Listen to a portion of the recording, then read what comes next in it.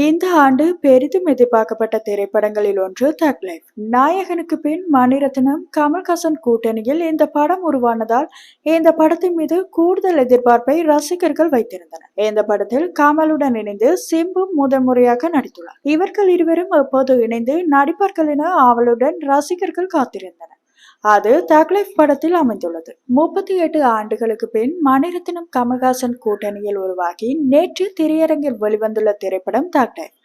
நாயகனுக்கு பிறகு இவர்கள் இருவரும் இணைந்ததே இந்த படத்தின் மீது மிகப்பெரிய எதிர்பார்ப்பை உண்டாக்கியது. மேலும் இந்த படத்தில் சிம்பு, த்ரிஷா, ஜோஜு ஜார்ஜ், அபிராமி, நாசர், அசோக் செல்வன், ஐஸ்வர்யா லட்சுமி என நட்சத்திர பட்டாளமே இந்த படத்தில் இணைந்து நடித்துள்ளனர். பெரிதும் எதிர்பார்க்கப்பட்டு வெளிவந்துள்ள இந்த படம் எப்படி இருக்கிறது என்று பார்க்கலாம். கமல்ஹாசன் கேங்குக்கும் போலீசுக்கும் இடையில் நடக்கும் தகராறில் சிம்புவின் தந்தை கொல்லப்படுகின்றார். சிறு வயதிலேயே தனது தந்தையை இழந்த சிம்பு அதே தகராறில் தனது தங்கையையும் விட்டு பெறுகின்றார். தந்தையை இழந்து நிற்கும் சிம்புவை எடுத்து வளர்த்து தனது சாம்ராஜ்யத்தின் இளவரசனாக்குகிறார் கமல். தனது அடுத்தபடியாக சிம்புதான் என அறிவிக்கின்றார். இந்த சமயத்தில் கமல்ஹாசன் மீது திடீரென துப்பாக்கி சூடு நடத்தப்படுகின்றது. இதில் காயப்படும் கமல் மருத்துவமனையில் அனுமதிக்கப்படுகின்றார். சிம்புதான் இதை செய்தார் என சந்தேகப்படுகின்றார். இதனால் மனமுடைந்து போகும் சிம்பு கமல்ஹாசன் மீது இருந்த நம்பிக்கையை இழக்கின்றார். இந்த சூழ்நிலையை பயன்படுத்தி நாசர், ஜோஜு ஜார்ஜ், பகவதி ஆகியோர் சிம்புவின் மூலம் கமலை கொலை செய்ய திட்டம் தீட்டுகின்றனர். அதன்படியே அவரை மலை உச்சியில் இருந்து கீழே தள்ளிவிட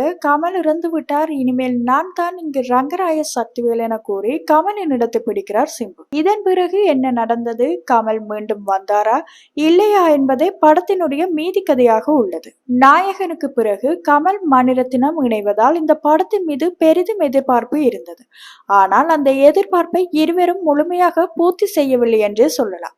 மெதுவாகவும் செல்லும் திரைக்கதை, சுவாரஸ்யமில்லா காட்சிகள், கதாபாத்திரங்களின் வடிவமைப்பு என பல விஷயங்களில் கோட்டை விட்டுள்ளார் இயக்குனர் மணிரத்னம். படத்தின் தொடக்கம் சிறப்பாக இருந்தாலும் அதன் பின்பு அதனை எடுத்து சென்ற விதம் போர் அடிக்க வைக்கின்றது. குறிப்பாக முதல் பாதி திரைக்கதை நம் பொறுமையை சோதிக்கின்றது. த்ரிஷாவின் கதாபாத்திரம் எதற்காக இந்த படத்தில் இருக்கிறது என்று சுத்தமாக தெரியவில்லை. அதே போல படம் நம்முடன் எமோஷனலாகவும் கனெக்ட் ஆகவில்லை என்றே சொல்லலாம். நாயகன் படத்தின் எமோஷன் நம்முடன் கனெக்ட் ஆனதால் தான் அந்த படம் இன்று வரை நம்முடைய மனதில் இருந்து நீங்காத இடத்தை பிடித்துள்ளது. அந்த எமோஷனல் கனெக்ட் இந்த படத்தில் இல்லை என்றுதான் சொல்ல வேண்டும். அதுவே மிகப்பெரிய மைனஸாக படத்துக்கு அமைந்துள்ளது. மேலும் மணிரத்னம் படம் என்றாலே வசனங்கள் மனதை தொடும் அளவுக்கு இருக்கும். ஆனால் அப்படி எதுவும் இந்த படத்தில் இல்லாதது ஒரு வருத்தமாகத்தான் சொல்ல வேண்டும். கமல்ஹாசன் மற்றும் சிம்பு இருவரும் தமது நடிப்பில் படத்தை முழுமையாக தாங்கி நிற்கிறனர் என்று சொல்லலாம். குறிப்பாக சண்டை காட்சிகளில் இருவரும் பட்டையை கிளப்பி விட்டனர் என்றே சொல்லலாம். அதற்கு ஸ்டன் மாஸ்டர் அன்பு அறிவுக்குத்தான் பாராட்டுகளை தெரிவிக்க வேண்டும். ஒவ்வொரு சண்டை காட்சியும் வெறித்தனமாக செதுக்கியுள்ளனர். அதே போல ஜோஜு ஜார்ஜ், அபிராமி ஆகியோரின் நடிப்பு நன்றாக உள்ளது.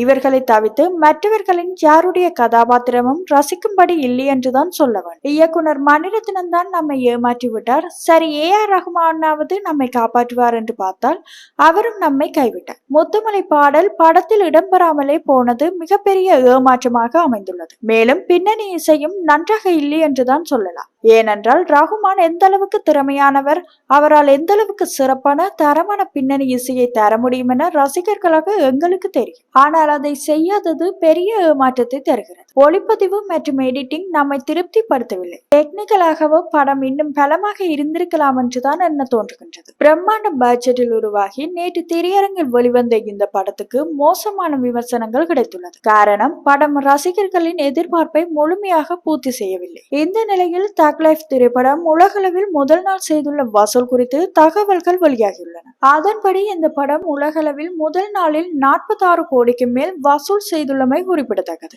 முதல் நாள் இந்த படத்துக்கு அமோக வரவேற்பு கிடைத்திருந்த போதிலும் இனிவரும் நாட்களில் எப்படி இருக்கும் என்பதை பொறுத்திருந்துதான் பார்க்க வேண்டும்.